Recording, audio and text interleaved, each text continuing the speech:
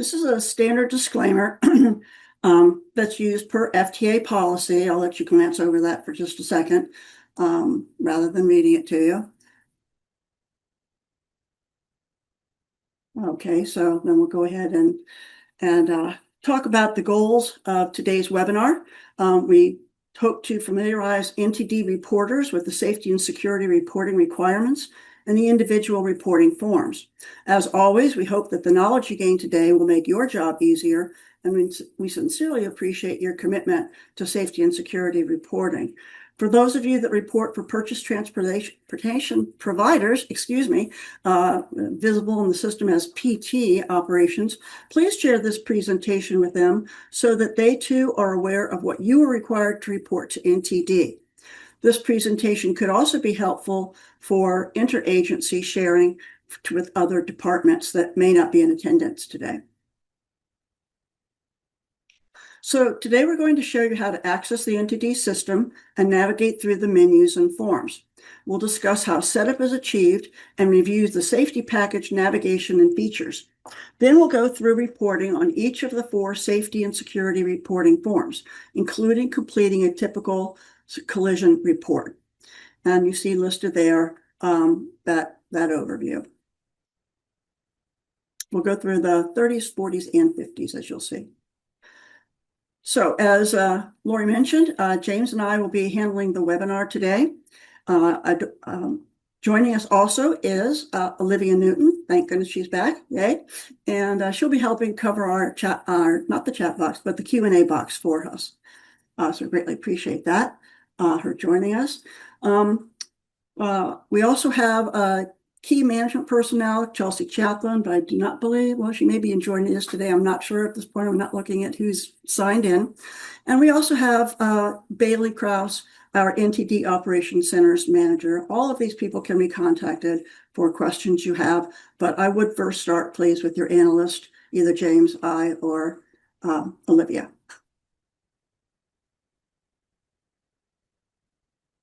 All right, so first we're going to have a brief overview of the NTD program, and then we'll discuss the website and show you how to navigate through the system.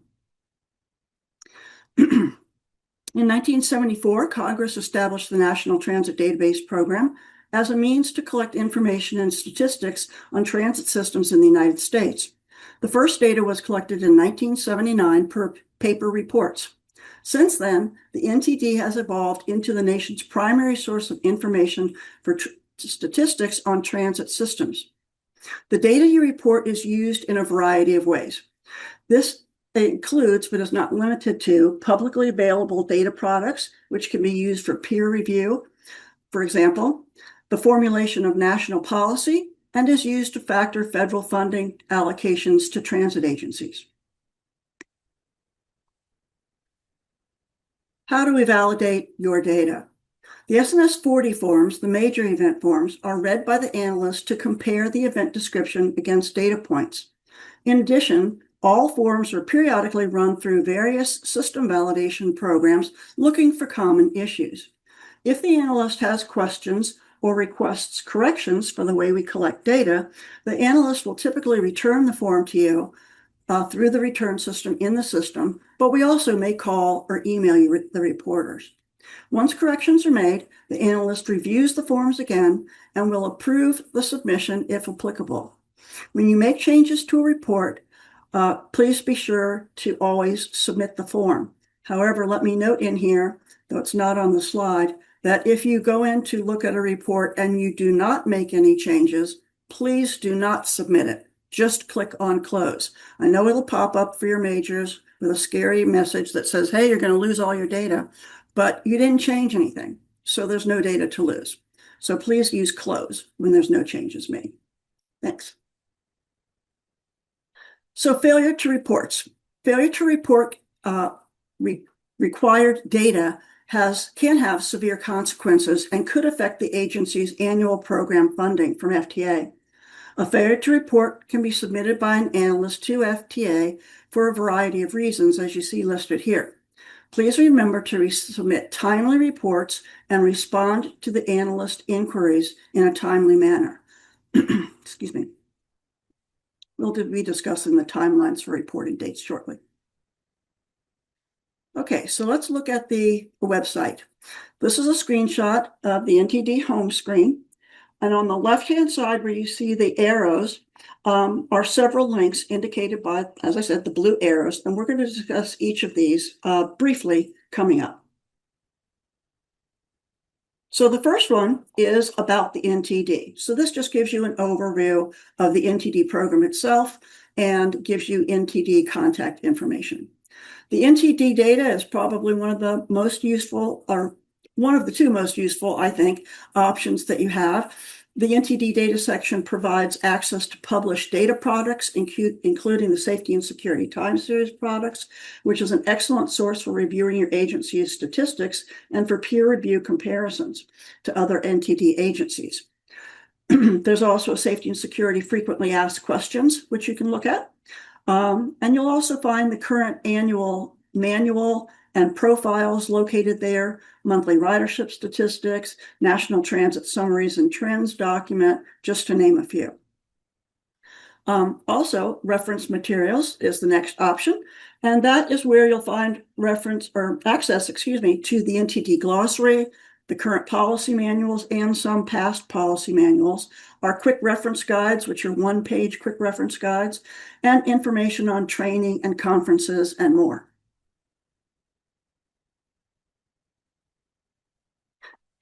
When you click on the reporting login and then on the NTD reporting tool to log into the NTD program, if you're a new user to NTD, you will first need to register with login.gov, and a link will be provided to you, or you can also just go to the FTA website and search for login.gov.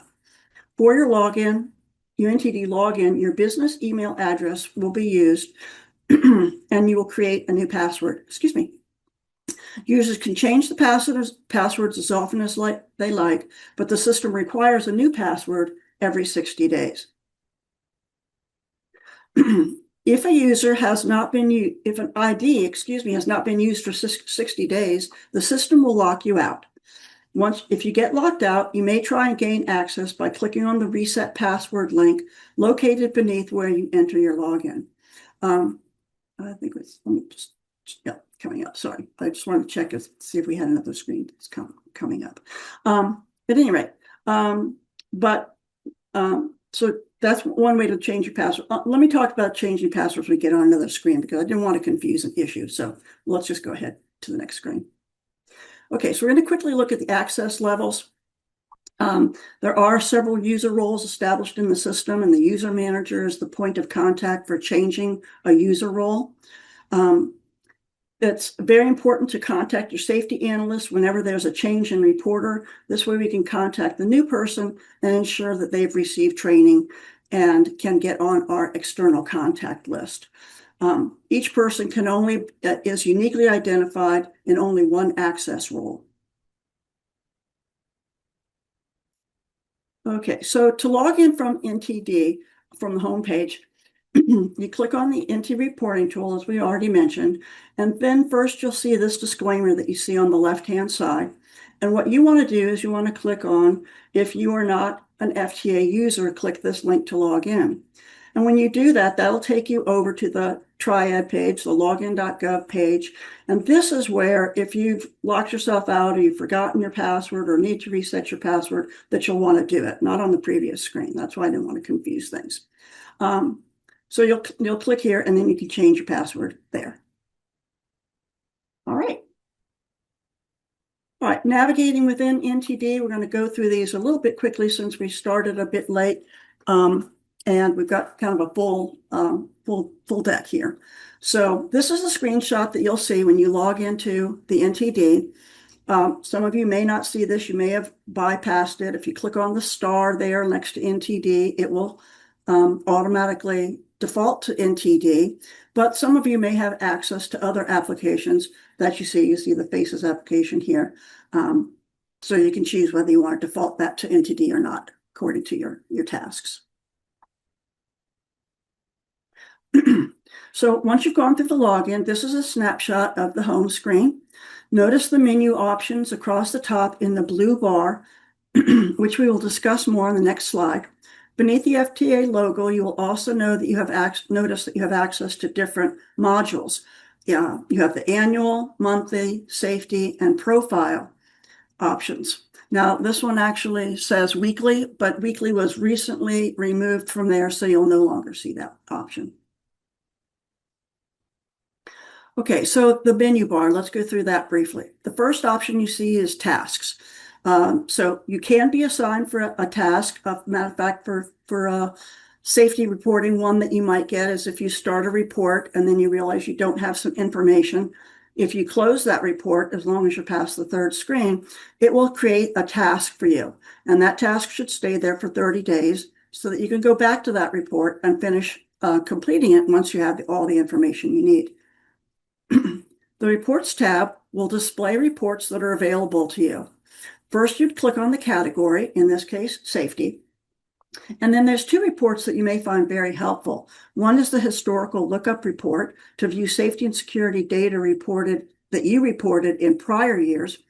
And another report is the rate compared to industry rate report, which will compute and compare your agency incident, injury, and fatality rates against the industry average per 10 million unlinked passenger trips. Inclusion of the reports on this slide makes it easier to access the published data, safety and security data, from within NTD, though it also is still available from the FTA homepage under, as we mentioned earlier, that FTA data option. The first three reports you see listed here First three reports contain detailed data. These will require you to create a filter to pull down just the data that you want to review, perhaps for a certain time period or a certain year, or just certain data points you're looking for, like collisions with people. There's also a link to instructions for creating a query and how to download the data. The last two reports are time series products, which contain summary statistics in an Excel spreadsheet. All of the reports have a 3-month built-in lag. So if you were to report any data today, the data that you would get would only be through November. To get full report for the data for the whole year, you'd have to wait until April, usually the end of the first week of April. Under the action menu option, there's really not a lot of safety and security actions up there. As a matter of fact, I don't think there's really any. So the grid, as I like to call it, or the bonito icon, as it also can be called, in the upper right-hand corner will provide internal access to other sites, such as FTA organizations, user management model, and perhaps the SSOR module as well. The person icon or the picture icon, if shown, is where you log out and how you access your Appian profile and system settings. Okay, so first we're going to review safety and security setup. Safety and security packages are automatically generated at the beginning of the new calendar year based on the agency's previous year's reporting status. Modes and type of service available in the safety module are determined by the agency's P20 form. Agencies will start reporting based on the start date in the P20 or the commitment date for fixed guideway modes. If you see any unexpected changes to modes or type of service, or have any questions about the modes or types of services you see, please contact the person in your agency who submits the annual reporting data. If you don't know who that is, you can call us and we can try and find out.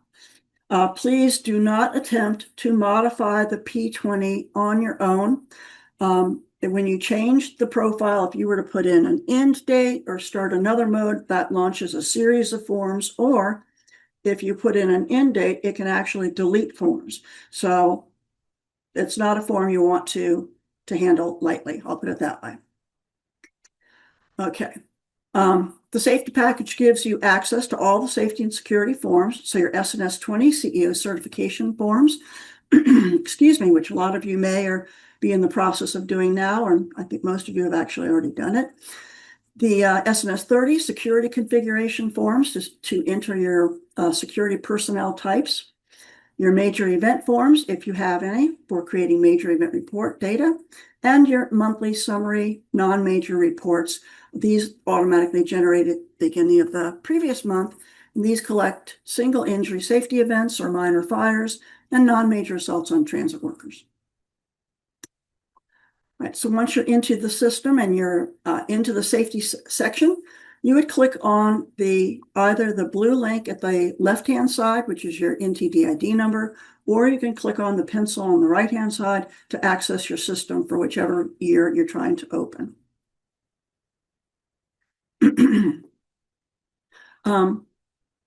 So when you click on either of those options and get into there, you get to see the dashboard. And to create your major event forms, you'll see a button there that says File New SNS 40 with the green arrow. That's where you create your major events. Your other forms, again, are always automatically generated. You also, please notice you have several filter boxes. You have a form name filter so that you can search by an NTD ID number, for example, or if you're looking for just SNS 30s. You have a form status filter to let you see just reports that have been returned or reports that might be open that you may need to address. And you also have a mode and type of service on the left-hand side so that you can restrict your view to just bus mode or just rail mode according to what you're trying to do in the system. Also, any of these columns can be sorted by clicking on the column heading. And if you double click on the column heading, it'll reverse sort.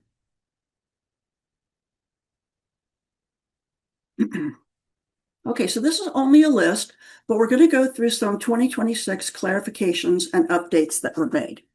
So reporting events that occurred during the same time and place should be reported under the event type that has occurred first. However, there are a few exceptions. We'll talk about those as we get into those sections. Copper wire thefts should be reported as burglary, and FTA has provided clarity on what mode to report cybersecurity events regarding infrastructure, mode reporting, and thresholds. So again, we'll look at that in more detail later. We've also added some additional guidance on the injury exclusion. This isn't new, but it's not been included in the policy manual for some time, so we basically just put it back in, that somebody walking away from medical attention is not considered transport. Excuse me. The life safety situation guidance has been revised just to include the word real. You'll see this when we get into there, rather than just saying imminent danger. It includes the word real or imminent danger. So just a little clarification there again. And the security configuration forms are now launched again, as I mentioned a moment ago, based on the start date rather than the commitment date, unless it's fixed guideway. All right. To lessen the confusion from the disabling damage field for rail reporters, we removed the word disabling from the question, did this event result in a tow away due to disabling damage? And this question was located, as some of you may know, on the transit vehicle involved form and the other vehicle involved form. So again, it doesn't change anything. If the vehicle's towed, it's towed. We just took out the word disabling. Doesn't change the way we were collecting it at all. And also for non-transit collisions, we also added a new location of service stop. Okay, so that concludes the overview. And now we're going to go in and take a look at the SNS 20. All right, the SNS 20 CEO certification form is the CEO's confirmation of the accuracy of the safety and security data reported for the previous calendar year. The form becomes available on February 1st in the previous year's safety package. The form automatically calculates from submitted reports during the year. Unsubmitted data is not included in the form. The form is due by the end of February of the following year, and only the person logged in as the CEO or CEO delegate may submit the form. Late notices are sent to the CEO, and the first 3 will be generated automatically, and then after that, if it's still late, we'll start emailing you. Okay, so at this point, the form is late. So if your CEO certification form has not been done, please address that as quickly as possible. Okay. Data reporters, or the U reporters, should review your data first to ensure that it's accurate in the SNS 20. Agencies should also use any in-house reports available to you to help you verify the data. Also, that historical lookup report I mentioned may also be helpful. If the data doesn't match, check to ensure that all your safety data reports are submitted.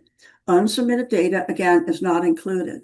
You may add or delete SNS 40s or 50 data if you need to, and the SNS 20 will automatically recalculate every time you open it. Remember to always notify your safety analyst if you delete any reports. You or your CEO will check the confirmation checkboxes on the form, and then the CEO or CEO delegate can click on Submit. Once the form is submitted, it cannot be resubmitted. But again, the form will auto-calculate if you've made any changes.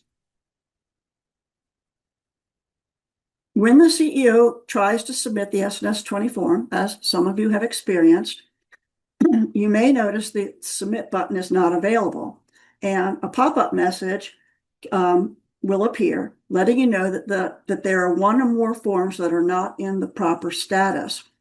So, this is mentioned actually in the email that goes out to the CEO in January. But the forms do have to be in certain statuses, as you see here. SNS 30s or 40s must, if it shows a status of open or returned or submitted, it's going to get, the CEO will not be able to submit. And with your SNS 50s, similar, if it has open or returned, again, that will block CEO certification submission. All right, so this is an example of the SNS 20 CEO certification form. It's a simple form, really. The figures are all calculated. The CEO would check these boxes that are on the far right-hand column, and this is actually showing that error message down at the bottom that there's one or more files that's not in the proper status. Okay, now we're going to take a look at our SNS 30s security configuration forms.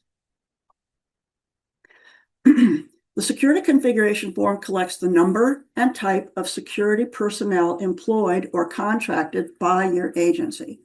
The form is completed at the beginning of the calendar year and is due by the end of February. Again, if you have not completed your SNS 30s for 2026, please do so as quickly as possible. You also are not required to update this form during the calendar year. Excuse me, if there's a change, you really don't need to go in and change it. If you are going to go in and change it, please let your analyst know, because we've already approved the forms. And if you go in or most likely we have, if you go in and make a change, we don't necessarily know that you've made a change. And again, if it gets to that point where it's CEO certification time, it's going to block it. Okay. The SNS 30s, again, generate based on the start date, and the SNS 40s and 50s generate the same way, again, except with the fixed guide exception. So a reporter can enter an SNS 40 and 50 data, even if there's no SNS 30. Again, the SNS 30s we've learned not to launch, because if you're doing a fixed guideway segment, whether that's like a bus rapid transit, things are reportable, events that are reportable while that's in construction and engineering phase, but you may not have any security personnel allocated to this yet because you're not in operations yet. So you may not have an SNS 30, but the SNS 50s will still allow you will still need to be completed. Excuse me. If you get into your package for 2026 and you try and create an SNS 40 and it won't let you, it may be because you haven't completed your SNS 30s. They are required to be completed prior to doing any work in the package. So this is a screenshot of the SNS 30 security configuration form. So at the top of the form, you just enter in the number of your primary personnel. We're going to talk about primary and secondary momentarily. Your secondary personnel, and then the type of personnel they are with your options listed there. And then the system will automatically, when you complete the number of primary and number secondary, it'll automatically calculate the total number of personnel. And then there you have your 7 choices, like I said, for options. All right, so let's look at that in a little bit more detail and talk about primary and secondary certification. Primary and secondary allocations. Sorry. The primary security force is the one that routinely responds to events and is assigned to or patrols the agency's property. Secondary security personnel is the personnel that occasionally responds or responds when the primary force requires assistance. Please notice that a count of 0 is used whenever you select the option use of police non-contracted. This is because typically you don't know how many are in your local area police, how many officers, how many may respond. So we just use 0 for local police non-contracted. The number of personnel reported is in full-time equivalents. So one full-time equivalent is one person working a 40-hour week or 2,080 hours per year. Prorate the number of personnel if the person works only part-time, providing transit security, or they provide security for more than one mode. One SNS 30 is completed for each mode and type of service. Please be careful not to double count personnel. The value in the total number of security personnel from each SNS 30 form should equal the total number of agency security personnel. For example, your DRDO, you allocated 0.5. Your MBPT, you allocated 1.5. Your light rail, you allocated 3 personnel. So that means your total personnel that your agency employs or contracts with would be 5 full-time equivalents. If your security force covers multiple modes, again, you may use any reasonable method of determining full-time equivalents. That may be modal ridership or the number of employees covering the mode. If an agency contracts for security and pays a monthly fee based on services used, they should determine the FTE based on the previous year's total hours worked.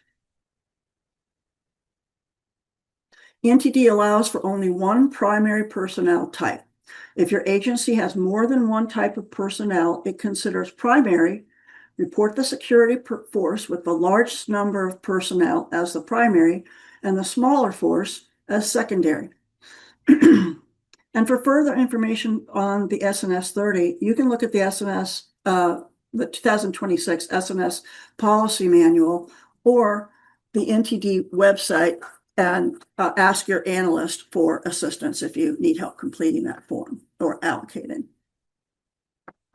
All right. And now we're going to take a look at our SNS 50 non-major monthly summary forms. So for our non-major forms, we mentioned earlier that it collects 3 incident types. The definition of a reportable event is, and you'll see this again a little bit later, a safety or security event occurring on the transit right-of-way or infrastructure, at a transit revenue facility, at a transit maintenance facility, during a transit-related maintenance activity, or involves a transit revenue vehicle. So here you see a quick list, again, of what we collect. We collect assaults on a transit worker, other single injury safety events, and fires. And we'll go into each of these more deeply in the next few slides. Continuing with, we just talked about what our thresholds are, or some of the thresholds are, the overall guidance was, and what we're going to talk about now is what we exclude. So we do exclude, in general, events that occur at bus stops or shelter that are not on transit-owned property, unless it involves a person boarding or alighting, or otherwise involves the transit vehicle. OSHA events occurring in administrative buildings are excluded. Transport of individuals solely for, again, exclusions, solely for mental health evaluation unrelated to a specific event. Declarations of self-harm where there's no evident injury. Individuals transported solely for intoxication, drug overdose, or exposure to the elements. And finally, injuries from collisions, even what you may call a minor collision, or any other events that meet a major threshold. And I just want to mention this again, because recently in validation of SNS 50s, where they have to put in an explanation for other people types, I've seen several people reporting collisions that tell me that other person was in the other car. Never at any time when you report a collision on the SNS 50. If it's a little fender bender and there's no big threshold, there's no injury, there's no nothing, it's just not reportable. So if you're not sure, again, you can check the manual, or you can always contact your analyst and ask if your specific event is reportable. But please don't put collisions there. Okay. All right. Non-major assaults. So we do collect a count of monthly assaults on transit workers that did not result in an injury, meaning that the worker was not transported away from the scene for medical attention. Any assault that results in an injury will continue to be reported on the SNS 40 major event forms. We also collect other safety events that meet the single injury threshold only. And these are related most commonly, I should say, to falls, could be an electric shock, modes we're talking about. They trip on the vehicle does a hard break and one person tumbles out of their seat and is injured, things like that. Single injury events, not from a collision. And we also collect the number of non-major fires where there's no evacuation or injuries or fatalities or property damage, but the fire still required suppression. This table serves as kind of a recap of the definition of an assault on a transit worker. We went ahead and left it in because we know we get new reporters sometimes. This definition was made specifically to include volunteers as workers. Excuse me, I'm sorry. The next row provides the definition of an assault on transit worker. As you can see, it says, a circumstance in which an individual knowingly and without lawful authority or permission and with the intent to endanger the safety of any individual or with reckless disregard for the safety of human life interferes with, disables, or incapacitates a transit worker while the transit worker is performing the duties of the transit worker. So the part in highlight there, the bold highlight, I shouldn't say highlight, in the bold text are your thresholds. So this is what you want to look at to determine if this was an assault or not. FTA is not tasked to determine if your reports are reportable. So again, you want to take a look at this intent to endanger or reckless disregard for safety of human life to help determine if the threshold is being met and that is a reportable assault. The non-major assault on transit workers section, you will record the number of no injury worker assaults that occurred during the reporting month. You will report the event by location and the type of worker that was assaulted. As you can see, there's two types of workers there. There's operators and other workers. And these definitions can also be found in the NTD glossary.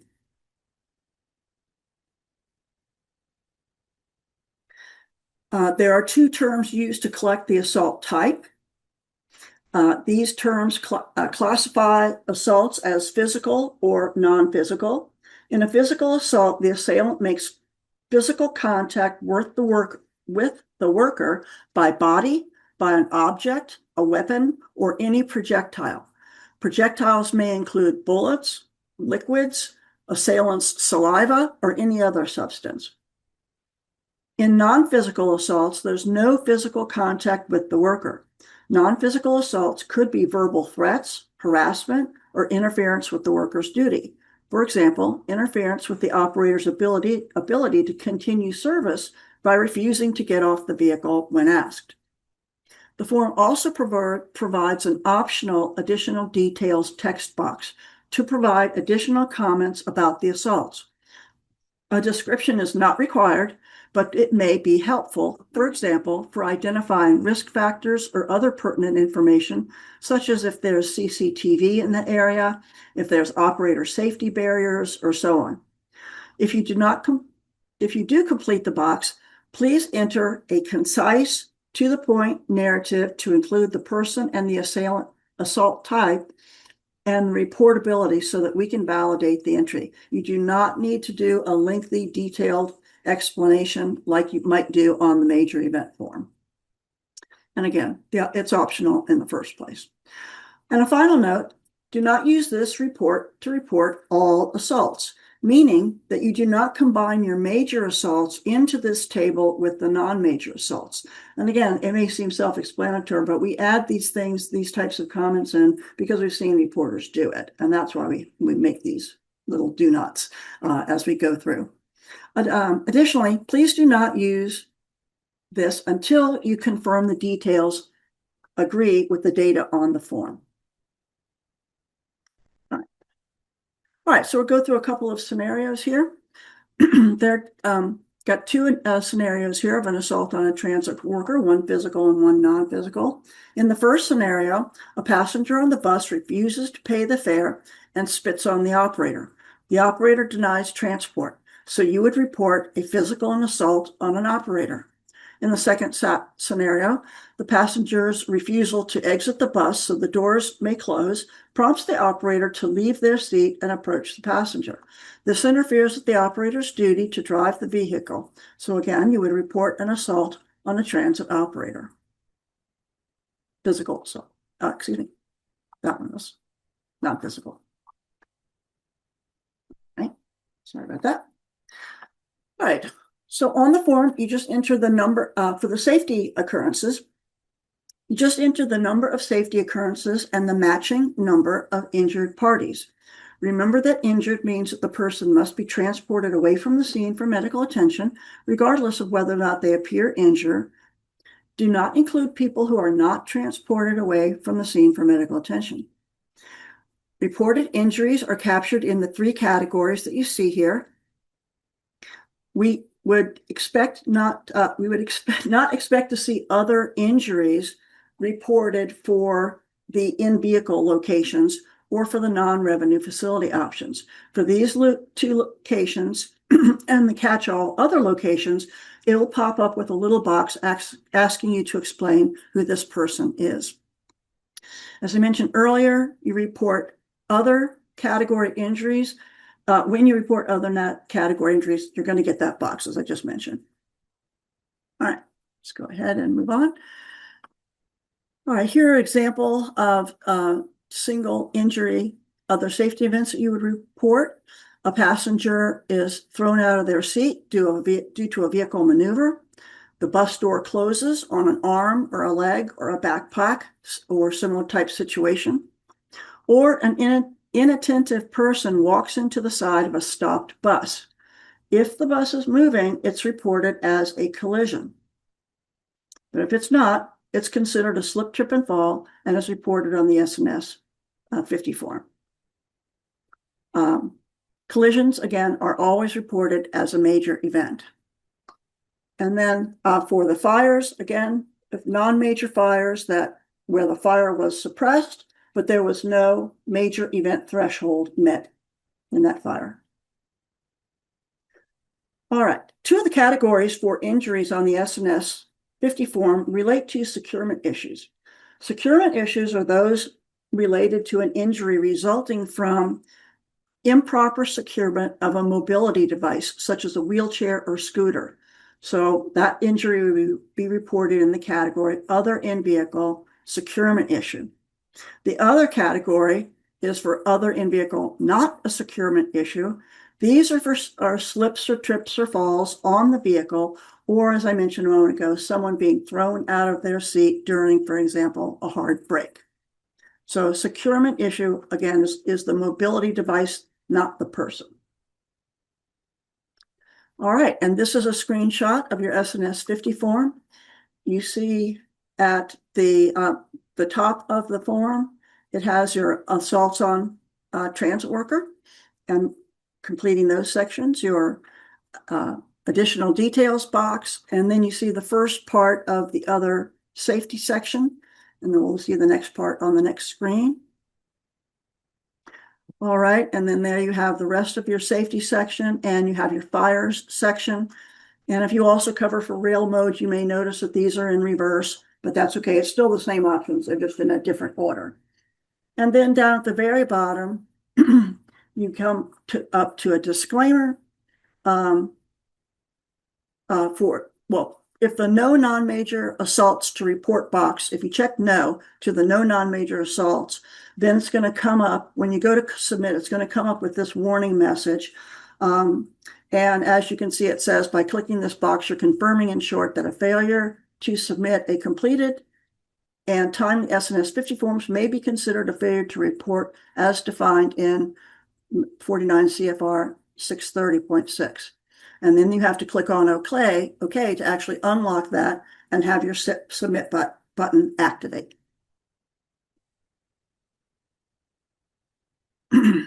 So you must complete and submit one form for each mode and type of service. No qualifying safety events. If no qualifying safety events occurred for the month and mode, open the appropriate SNS 50 form and choose the check boxes next to the 3 no data to report options, and then click on Save and Submit. The SNS 50 is completed regardless of any major event. The NTD system automatically sends late notices on the 1st, 5th, and 15th of the month if your data has not been submitted. Please note that a report that has been saved but has not been submitted is considered late. If you get a late notice, please check to ensure all of the reports are submitted and not just saved. Subsequent late notices are sent by the analyst. If there are extenuating circumstances why you cannot report, please advise your safety analyst. If you are not receiving late notices and your user role is the safety contact, please ask your agency's safety contact to forward them to you. You can look this up, who the safety contact is. If you are not, you can look that up in the profile form. All right, the SNS 30 and 50 forms can be modified at any time. Some reporters like to enter events as they occur during the month. For these reporters, they can modify the form and save it and close it after each change. Please note that if you make a change to an SNS 50, open the form and make the change, and then click on Submit. I'm sorry, I read that wrong. Please note, if you need to make a change to an SNS 50, you open the form and make the change and then click on Submit, not Save. We have a little workaround right now, so that's one of the things we're kind of touching on here. If someone else is making edits and you submit after them, you may need to make a temporary change, then undo the change or add in a comment for the submit button to reactivate. In other words, the forms are set up so that if you don't make a change, you can't resubmit. So that's why that's what this little workaround is talking about. So if you come into that situation and maybe you don't remember exactly what we said here, again, just please feel free to contact your analyst and we'll be glad to help you. As we mentioned earlier, your validation analyst reviews each report for accuracy. If we have any questions, we may return the report to you or call you or email you with our question or concern.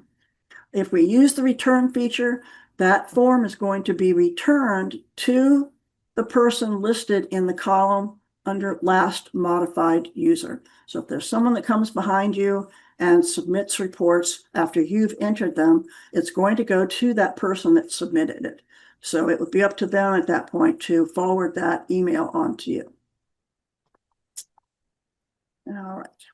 All right. So that takes us to there, and we're going to turn this over to James.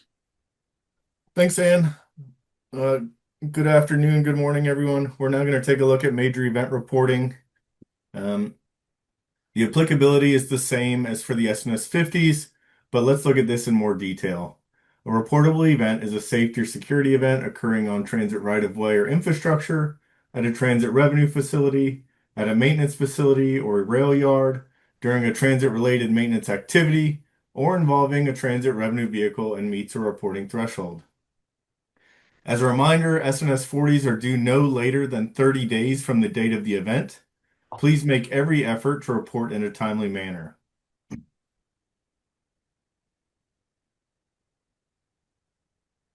The exclusions have not changed and are similar to those discussed in the SNS 50 section. They include events that occur off transit property where persons, vehicles, or objects come to rest on transit property after the event. OSHA events in administration buildings, deaths from illness, drug overdose, or natural causes, including those found deceased. Other events such as assaults, robberies, non-transit vehicle collisions occurring at bus stops or shelters not on transit-owned property unless it involves a person boarding or alighting or involving a transit revenue vehicle and non-revenue service vehicle. Supervisor or police vehicle collisions that occur while traveling to or from transit-related maintenance activity while operating on public roads.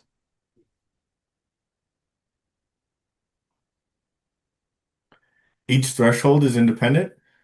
So any event meeting the reportable event criteria and meeting any one of these thresholds is automatically reportable. The thresholds, as you can see here, are fatality, confirmed within 30 days, one or more persons immediately transported for medical attention, which is an injury, property damage equal to or exceeding $25,000, evacuations of a transit facility or vehicle for life safety reasons, and collisions involving a transit roadway revenue vehicle, which results in either the transit roadway vehicle or non-transit roadway vehicle being towed away from the scene, regardless of severity of damage. Here are a few examples of events that are reportable to NTD. Two people who are still standing when the transit vehicle starts moving fall and are injured. If a deadheading or an out-of-service vehicle is involved in a collision, or there's a fire in a bus garage meeting a reportable threshold. Maintenance-related activities are included in reporting. Here you see a few examples of maintenance-related activities that are reportable, such as a mechanic falls into the pit resulting in a fatality, or a maintenance employee hit by a vehicle in the yard and is injured. Less severe injuries to maintenance workers are captured on the SNS 50 monthly summary report, along with non-major injuries to passengers and patrons. Now we have some examples of events that are not reportable. An employee injured on a city street or other property that is not transit-owned property. A person is waiting at a bus stop and is hit by a car is not reportable since the person was not on transit-controlled property. An assault or robbery at a city street bus stop, unless it occurs when the person is boarding or alighting or involving a transit vehicle at the time. Finally, a transit officer or maintenance worker in a service vehicle involved in a collision on a street.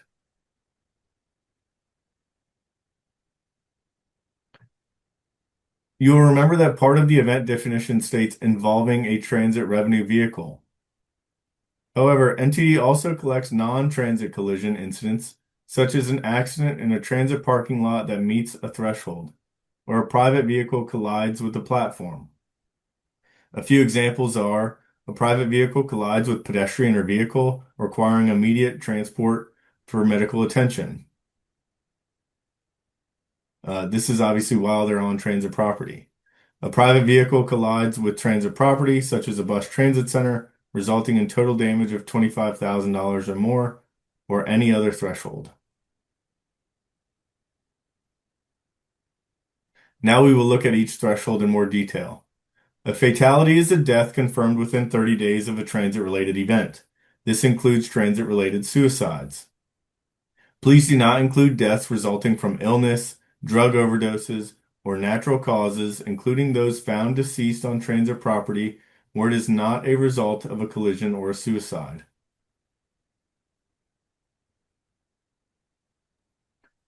The next threshold is an injury, which is an injured person. An injured person is a person transported immediately away from the scene for medical attention. This includes transport by ambulance, private vehicle, or any other means. There are a number of exclusions. For example, a person walking away from the scene for medical attention is not considered injured. Medical attention must be sought without delay after the event, and medical attention must be administered at a location other than where the event occurred, meaning that minor first aid given at the scene does not meet the threshold.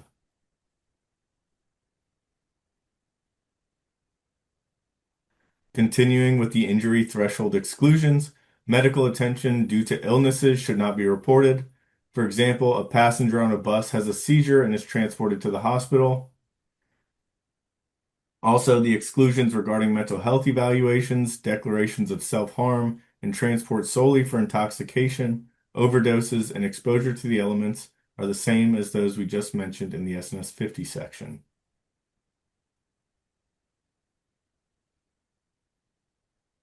The property damage threshold. Events with a total actual or estimated property damage equal to or exceeding $25,000 are reportable. Property damage includes transit vehicle and non-transit vehicle damage, damage to transit stations, bus stop signs, and shelters if applicable. The cost of non-transit property, private property such as buildings, fences, is included as well as the cost of clearing wreckage.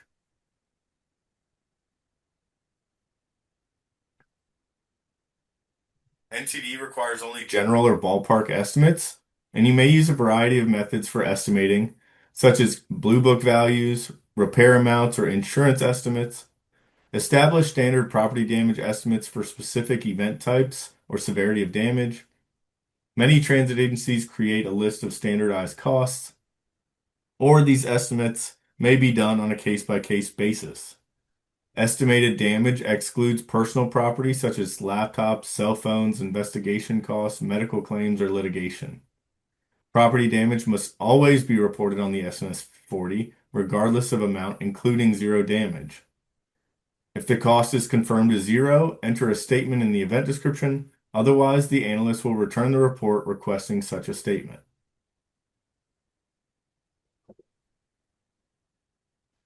If there is a collision involving a transit roadway revenue vehicle, which results in either the transit revenue vehicle or a non-transit vehicle being towed, the event is automatically reportable regardless of any other threshold. This is limited to roadway vehicles and therefore excludes ferry boats, and there may be an addition to trains moving forward. For example, a transit bus and a car collide. There are no injuries or fatalities, and property damage is only $1,000, but the car is towed from the scene due to disabling damage. The event is reportable as the towaway is not based on the severity of the damage.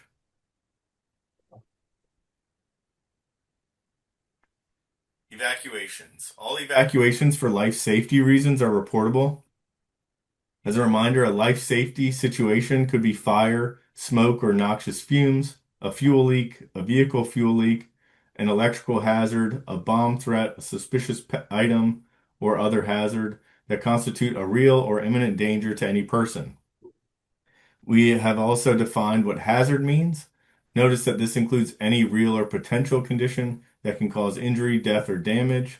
A potential hazard could be an evacuation for a suspicious package that has the potential to be a bomb, but turns out to be a backpack with clothes in it.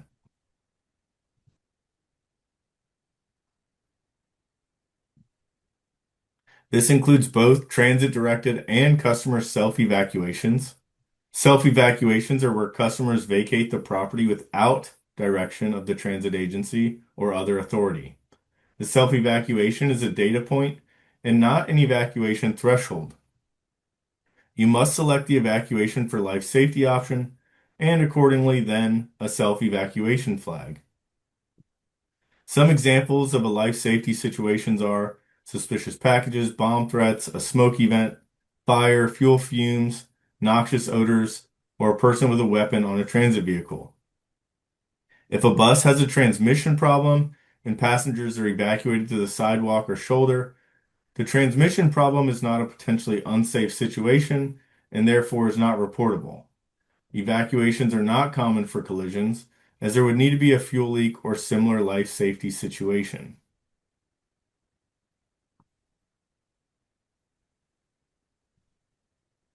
As a reminder, to create a major event report, you'll have to navigate to the Home menu option, then choose Safety and choose the appropriate calendar year. That will bring you to the Safety and Security Reporting package. Unlike the SNS 50 form, the SNS 40 the SNS 40 Major Event Report is not automatically generated, and you'll have to create an SNS 40 if there is a reportable event. To create, you'll have to click on the File New SNS 40 box. Just a reminder that SNS 40 reports are due no later than 30 days after the date of the event.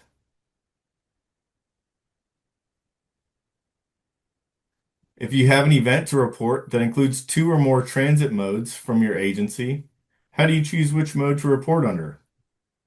You'll have to apply the predominant use rule, which is typically based on ridership. If the event involved your rail mode and non-rail mode, choose rail. If the event is between 2 non-rail modes, use the predominant use rule. For example, if a bus and a paratransit vehicle collide, report the event under the bus mode since it most likely has higher ridership.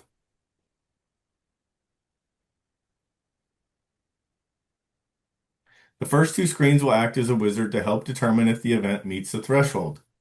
Screen 1 captures the date of the event, the mode and type of service, and the event type. Here's a screenshot of setup screen 1. We'll take a look at this for a second.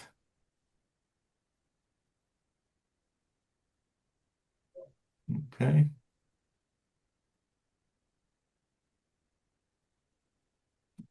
Go ahead, Lori. Setup screen 1 event types. The first and most common is a collision, followed by fires, hazmat spills, acts of nature, and other safety events that meet a threshold such as smoke events, fumes, some slips and falls, etc. Each of these will be discussed in more detail later in the presentation. There are 2 categories of security events. The first are system security events such as arson, bomb threats, burglary, suspicious packages, vandalisms, etc. Basically, they are events that affect the transit system as a whole. The second are personal security events such as assault, robbery, homicide, attempted suicide, rape, larceny, etc. that affect 1 or more persons. Just as with the other event types, the event must meet a threshold. Suicides or attempted suicides that are not a result of collisions are reported on the personal security form.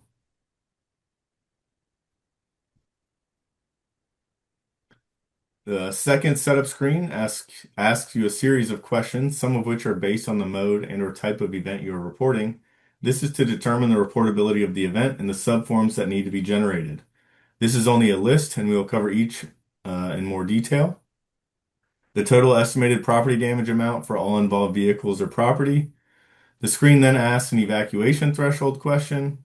If the event type is a collision, then you are also asked if the collision resulted in a towaway threshold question. You'll also be asked if a transit revenue vehicle was involved, which determines if this is a transit or non-transit collision. And here's a snapshot or screenshot of setup screen 2 for non-rail mode collisions.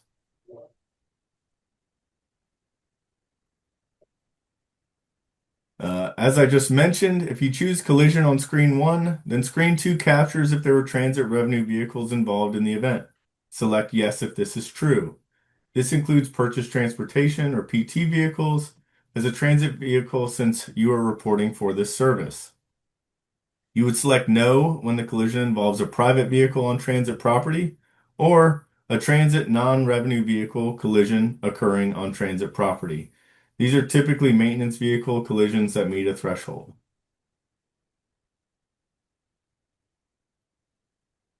Based on the selections you have made and questions you have answered, the system will respond accordingly. If the event is reportable as a major event, the basic information screen will appear. If the event is not reportable as a major event, the system will generate a message that the event is not reportable and ask you if you want to continue. At this point, you can edit the selections on setup screen 2 in case you answered any questions incorrectly, which may have made the event seem not reportable.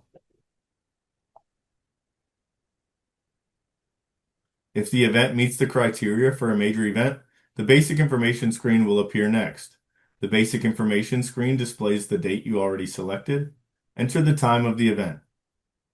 I'm sure most of you are already familiar with the new options to complete the geographic coordinates or the approximate address. If you search by address, enter the full address in the approximate address field, and the system will find the latitude and longitude. Or you can click on the search by latitude and longitude, then enter the geographic coordinates in the appropriate boxes, and the system will complete the approximate address field. In this case, be sure to enter the coordinates as indicated in the last bullet. We do use Google Maps to verify information in these fields.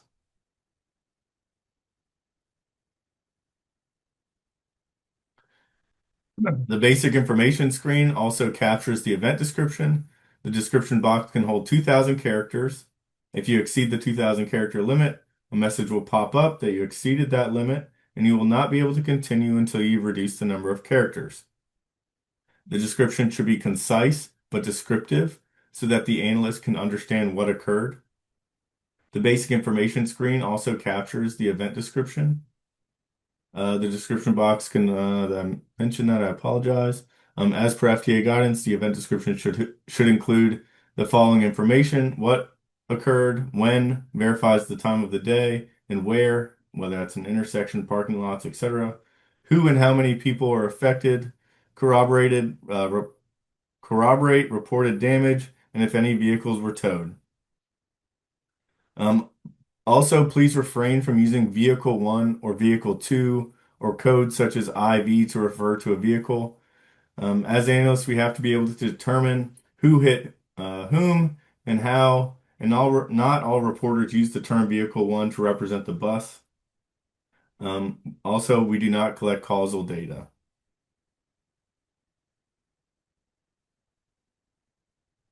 You may have noticed that the event description did not include any personally identifiable information such as names, addresses, badge or driver's license numbers, and so on. However, please do continue to include ages and sex. This helps us validate your reports.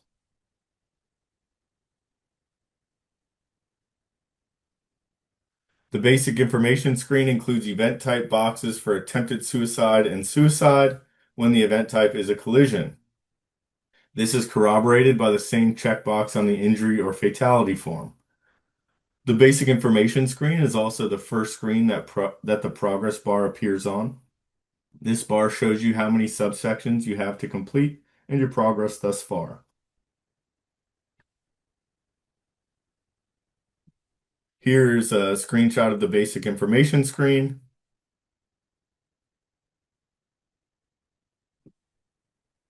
Earlier, I mentioned that if an assault results in a collision with a transit vehicle, the event is reported as a collision event.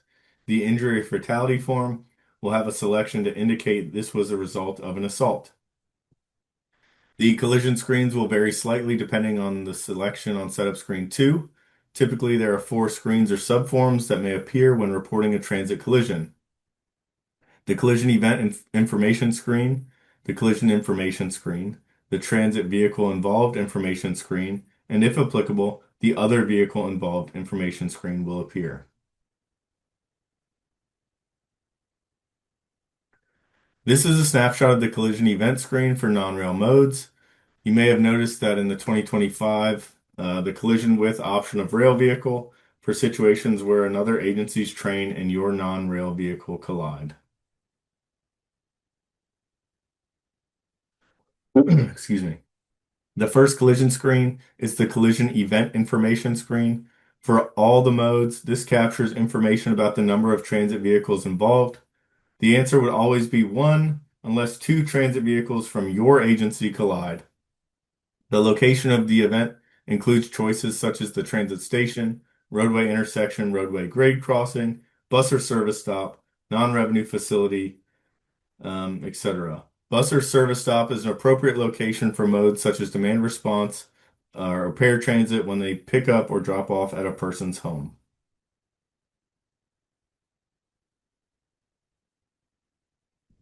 Continuing on with locations, ramps, streets, highways, and freeways are reported as roadway, not a grade crossing or intersection.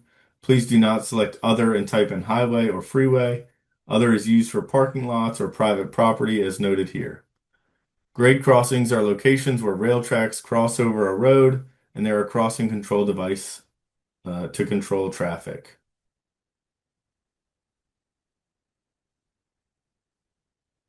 For the collision with selection, indicate what the transit vehicle collided with, such as another vehicle, person, animal, fixed object, and so on. A collision with a person powered bicycle, pedicab, or a person in a wheelchair is reported as a collision with a person. Motorized scooters, bicycles, mopeds, tour/charter or school buses, box trucks, dump trucks, and so on are reported as a collision with a motor vehicle. You will use the other selection only when no other selection is appropriate. In a multiple impact scenario, report the collision with as the first object impacted. For example, a bus collides with a car and then the car hits a building. The collision with selection should be motor vehicle, and you would include the damages to the building and that the building was struck in the event description.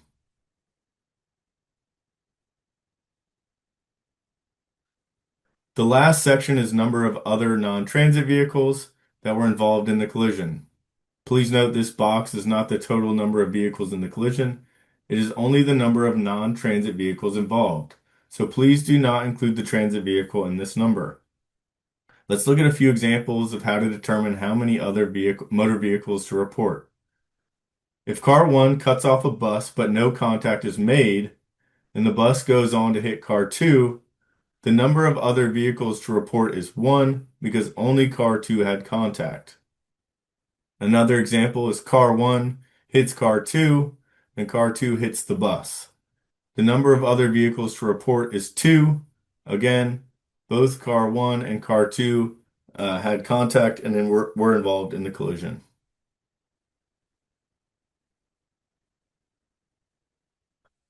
NTD also collects non-transit collisions such as an accident in transit parking lot or with transit property. The event must meet a reportable threshold. Here are a few examples you can read through. For the number of other vehicles section, enter the total number of non-revenue or private vehicles involved.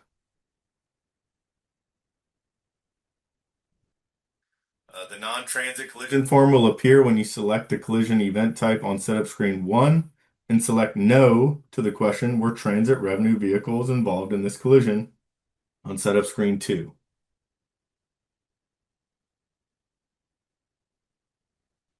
After the collision event information screen, the next screen to appear is the collision information screen shown here.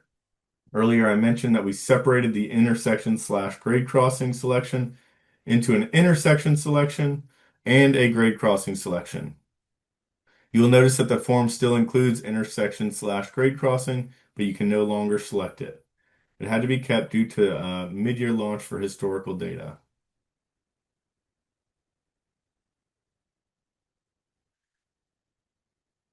The collision information screen captures information about the conditions at the scene, such as the weather and lighting conditions at the time of the collision. The twilight selection is used to refer to both dawn and dusk when it is not full light or full dark out. Please be sure your lighting corroborates the AM/PM time you entered on the basic information screen. Indoors is not used to indicate street lights or lights at a station platform. The condition of the roadway is also collected, such as wet, dry, icy, and so on, and ensure it corroborates with the weather. Here are some considerations when reporting the roadway configuration. You would select limited access highway to report an incident on the freeway. Limited access highway has access limited in some way. If you choose either roadway intersection or roadway grade crossing, On the collision event information screen, the appropriate selection will default on this collision information form. Also, you may have noticed that when the location is intersection, that only the intersection control device selections appear, or if you select grade crossing as the location, then only grade crossing controls appear.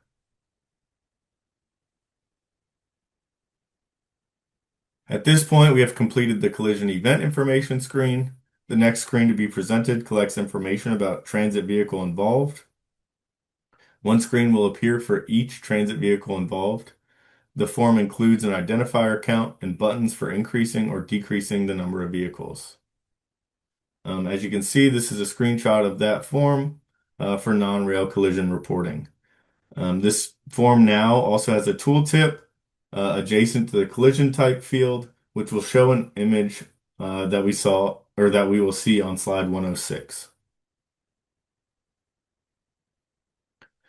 The form captures the vehicle type. This information includes information about the type and manufacturer of the revenue vehicle involved, the vehicle action at the time of the collision. The collision type is captured for all modes. This refers to the part of the transit vehicle that was impacted, the speed at the time of the collision, and a question asking if the vehicle was towed due to damage.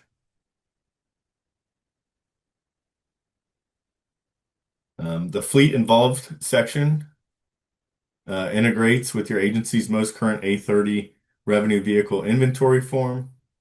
There are separate A30 forms for each mode and type of service. With this integration, you will choose a vehicle from the list of available options. When the selection is made, the vehicle and fuel types are already part of the selection, thus eliminating making an incorrect selection. If you're operating a new manufacturer that is not in your agency's most recently saved A30, you will have an option to add the vehicle into the form. However, adding a vehicle to the collision form does not update the A30 form itself. If you have questions about the A30, please contact the person at your agency who completes the form.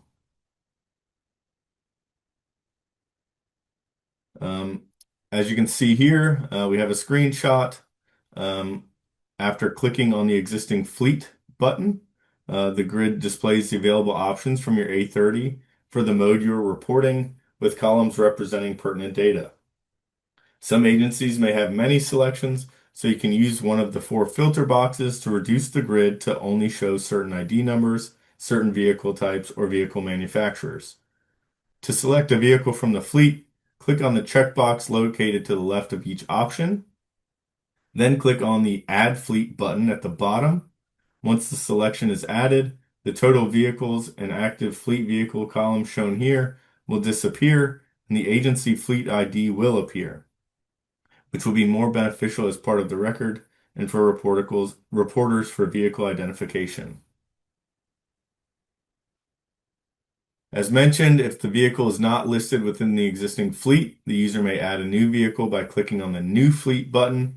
The grid will display drop-down boxes to select a vehicle type, vehicle manufacturer, and vehicle fuel type. These are lists of all possible options, unrestricted to the agency's A30. After making your selections, please click on Add Fleet. This is a screenshot after clicking on the Add Fleet button. If you need to make a correction, click on the red X under the Remove column heading and start over.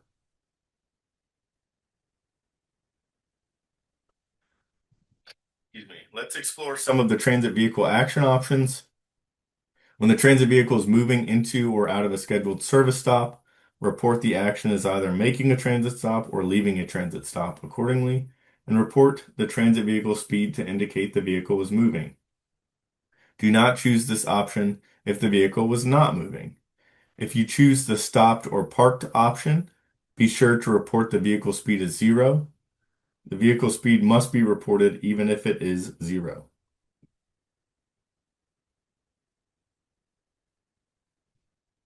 Here's slide 106. As mentioned before, the tooltip will show this image here. The diagram shows most of the impact points, which are reported from the point of view of the transit vehicle. As mentioned, this will be displayed with the tooltip. And so now we'll look at those options in more detail.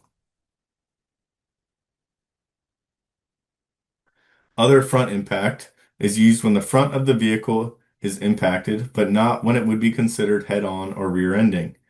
An example would be the front corner bumper hits another vehicle or object while turning, not the bumper on the side at the front. Likewise, other rear impact is used when the transit vehicle is impacted on the rear, but not when it would be considered rear-ended. An example would be if the transit vehicle is backing up and hit a utility pole. Rear-ending and rear-ended are reported as a pair. If the transit vehicle hits the rear end of a vehicle, the transit vehicle collision type is reported as rear-ending, and the collision type for the vehicle that was struck in the rear is reported as rear-ended. Don't use either of these terms if using along with other front or other rear impact, unless there are more than two vehicles involved.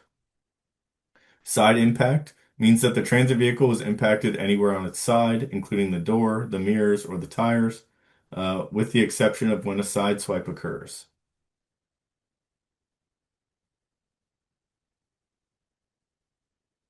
Sideswipe is used when two vehicles are parallel to each other, going in the same or opposite directions, and bump and scrape along the sides of each other. Both vehicles would be reported as sideswipe. Please note that sideswipe cannot be the action chosen when you're reporting a collision with a person. Instead, use side impact.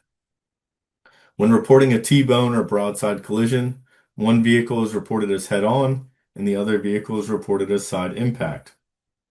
So, in the diagram, vehicle number 1, which is the other motor vehicle, would be reported as head-on, and the transit vehicle, which is vehicle number 2, would be reported as side impact. We also have multiple vehicle accidents or chain reaction accidents, which can be a challenge to report. Remember to consider the point of first impact or collision type in your analysis. In this diagram, vehicle 1 would be reported as rear-ending since it's doing the hitting, which means vehicle 2 was rear-ended, which then caused vehicle 2 to be pushed into vehicle 3, the transit vehicle, which would also be reported as rear-ended, as the first point of contact would be the rear of the transit vehicle. For the speed, enter the actual speed of the transit vehicle at the time of the collision. If the speed is unknown, you can use the posted speed for that section of the road. If needed, adjust the speed based on traffic and/or road conditions at the time of the incident. The last selection on the form is, was this vehicle towed from the scene due to damage incurred as a result of the collision? You will answer yes or no accordingly. If you indicated on the collision event screen that another vehicle was involved, the other vehicle information screen will appear. The screen gathers information about non-transit vehicles or vehicles involved in the collision. If more than one other vehicle is involved, you will need to complete one other vehicle involved information form for each motor vehicle involved. Vehicle counts are included on the form, as well as options to add or remove vehicles. This is a screenshot of the other vehicle involved screen for non-rail collision reporting. As you can see here, the tooltip is also available there.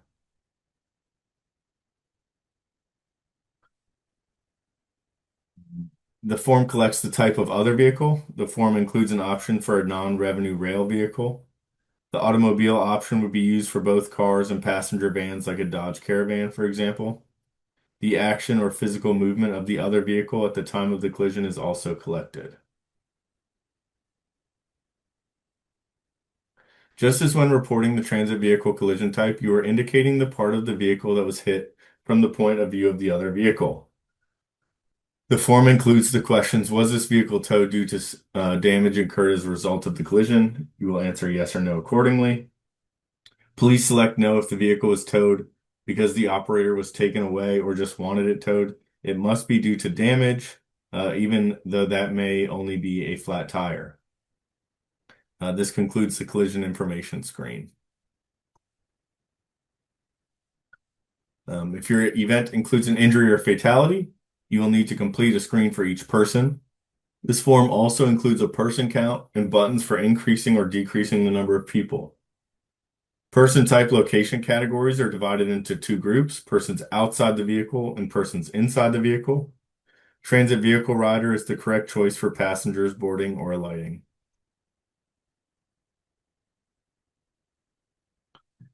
For collisions, the injury and fatality forms, the attempted suicide, and respective suicide checkboxes have been modified into 3 radio buttons, options pertaining to attempted suicide or suicide, assault, and homicide, and for no attempt of assault or homicide accordingly. Note the injury and fatality forms for non-collision events remain as is. Make an appropriate selection and ensure the selection is corroborated in the event description by a third-party account, police report, CCTV, etc.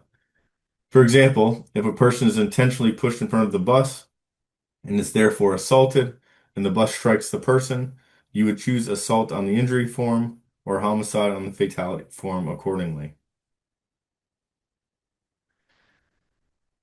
The trespasser checkbox has 3 radio buttons pertaining to trespassers. The selections are trespasser, not a trespasser, and insufficient information. A trespasser selection is required. The insufficient information is to be used only when there is no corroborating data to confirm this was intentional, and again should be addressed in the event description. Trespassers are people in unauthorized areas, typically in facilities, just as with the attempted suicide. If there are police reports, eyewitness statements, etc., to account for trespassing, please include the information in the event description. Using the word trespasser or trespassing is very helpful to the analyst. This is a snapshot of the fatality form. You will see in the 2 sections, operator can be either inside or outside of the vehicle. This is a very common mistake we see for someone to choose the operator option from outside the vehicle during a vehicle collision when the operator was operating the vehicle from the inside.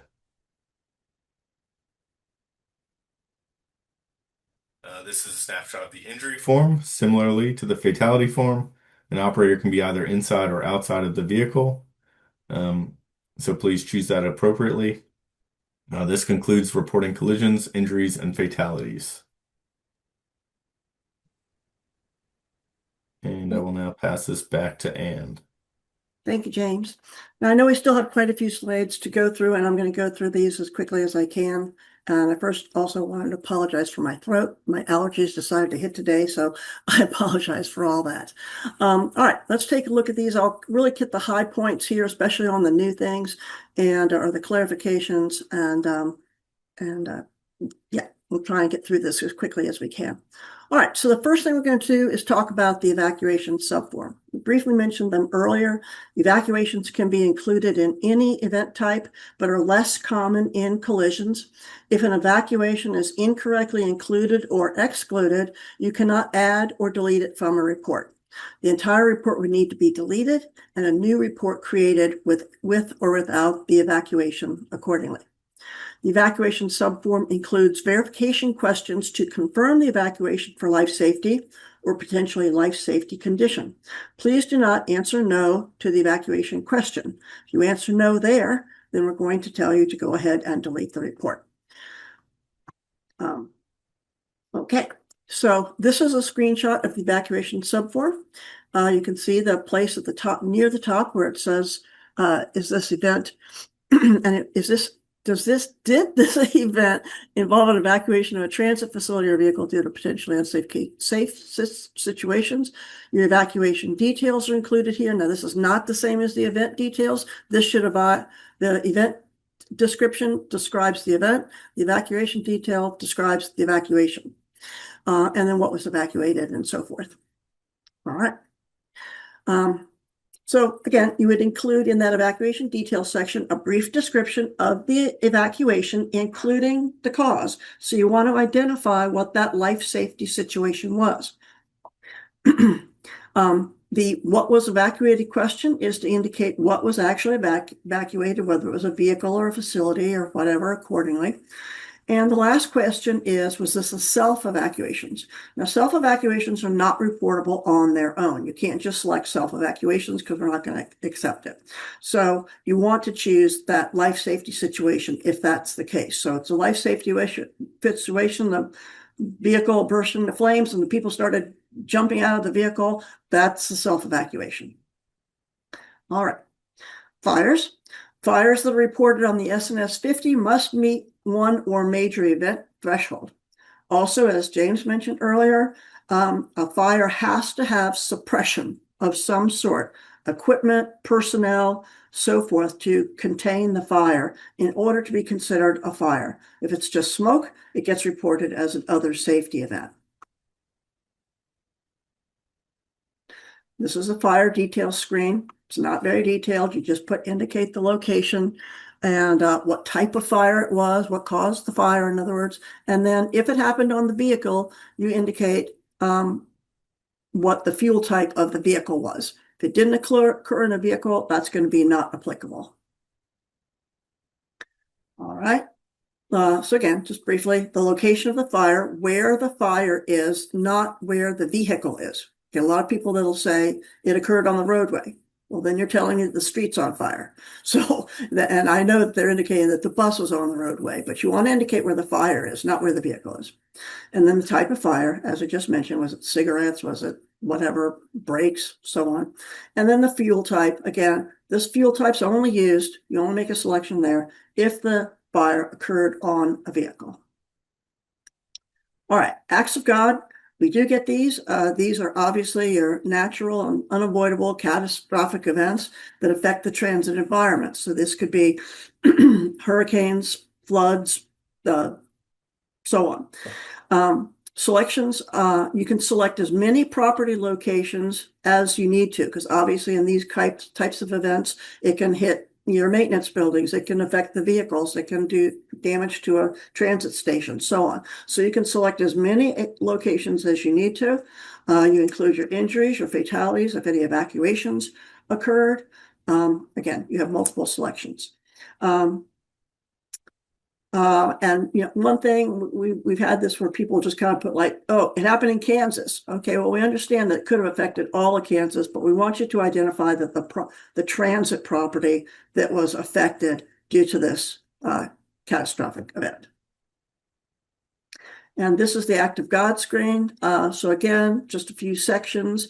And in these cases where you see there's check boxes and not radio buttons, that means you can make multiple selections in those categories. Hazmat spills. Okay, when you're reporting hazmat spills, the spill must meet a reportable threshold and have caused imminent danger to life, health, the environment, and required specialized cleanup. So a couple of examples of incidents that would not be reported as a hazmat would be if there's some oil or brake fluid from a transit vehicle that spilled onto the road or leaked onto the road, that wouldn't be considered enough fluid to meet a threshold. Bleach container, we actually had this as an event several years ago.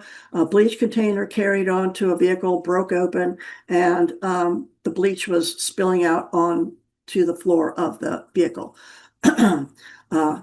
And the bus was evacuated due to fumes. Okay, so again, that would be reported as an other safety event because no specialized cleanup would need to be used. It would just have to be hosed down.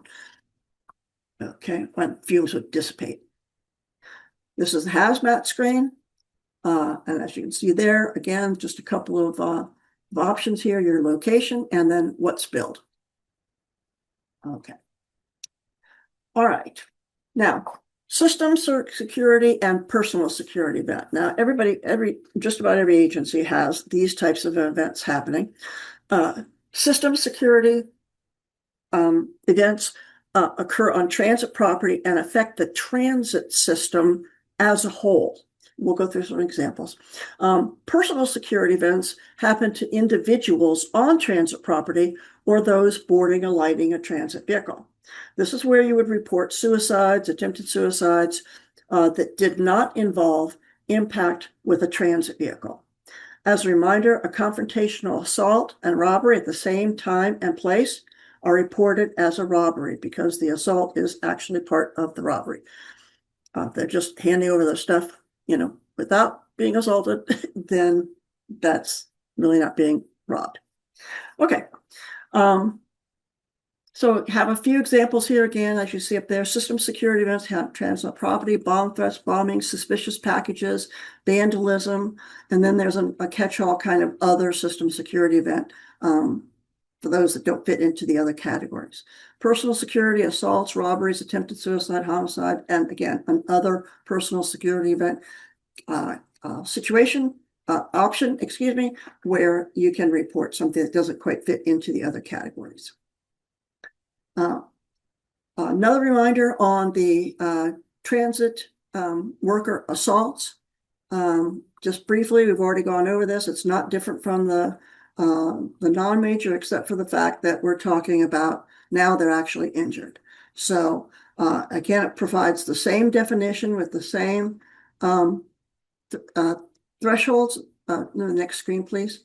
Same thresholds that we talked about earlier, so that's not any different. And the changes were made per the BIL that went out a couple of years ago, 2023. All right. So again, a couple of examples of physical and non-physical assaults. The assault involved physical contact with the worker. This can include any physical contact with the attacker's body or projectile or other option or substance, as it were. Non-physical assaults, there's no physical contact with the worker. Non-physical assaults could, again, be verbal threats, harassment, interference, so on and so forth. And pretty much use the same example there. Interference with an operator from preventing them to continue on in service would be considered interference. And what's different in this, of course, is we're talking about major events. So there has to be an injury as a result of these. Somebody had to be transported, whether it's, in this case, obviously, it have to be the worker, since we're talking about transit worker assaults. Okay. When we choose, if either assault or homicide is selected on the event type section on the personal security form, then a subsection will appear for additional information on who was assaulted or killed. The first two selections are for operators and workers. The last section is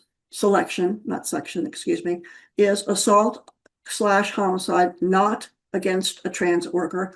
And this would be used when you were reporting assaults against passengers or patrons.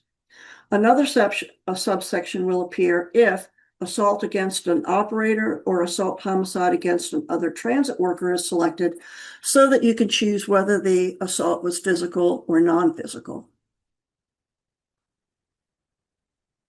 All right, so we have some similar scenarios here. In the first scenario, a passenger boards a bus and refuses to pay the fare. He becomes nasty and spits on the operator.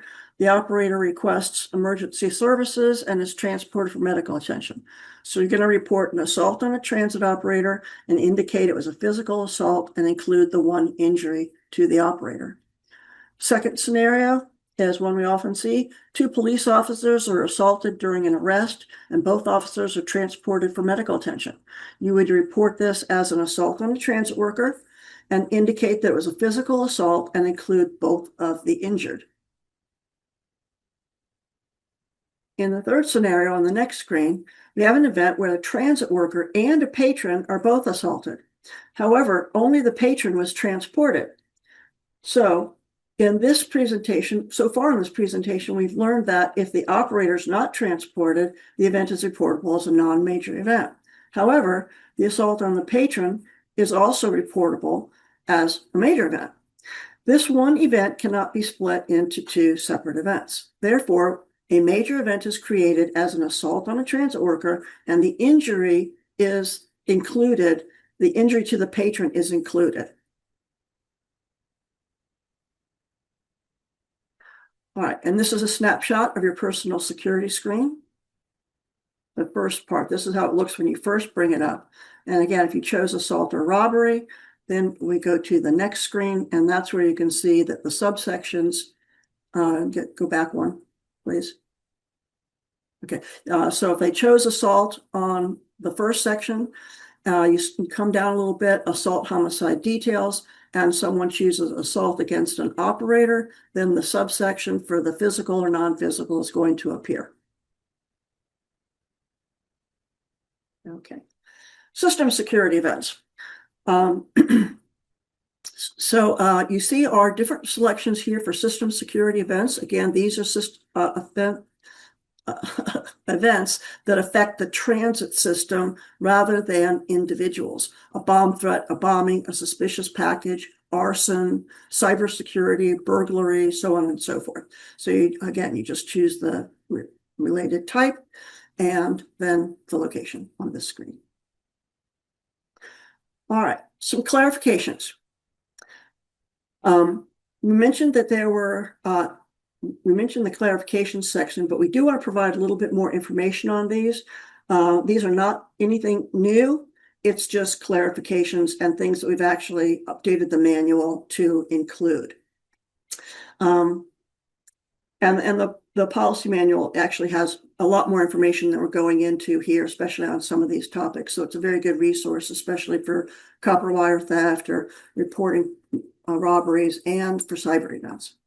So again, as we've mentioned, we clarified that events occurring at the same time and place should be evaluated to determine what happened first and report under that event type. The secondary event would be noted in the event description. Exceptions to this include assault or homicide and suicide or attempted suicide by impact with a transit vehicle, which are reported as collisions. That started back in 2023. I'm unsure if rail modes have copper wire, but for agencies that have reported copper wire thefts, we noticed that some agencies were reporting copper wire thefts as burglary and some were reporting as vandalism. So FTA has clarified that copper wire thefts should be reported as a burglary as it's a Part 1 offense and the vandalism is a Part 2 secondary offense.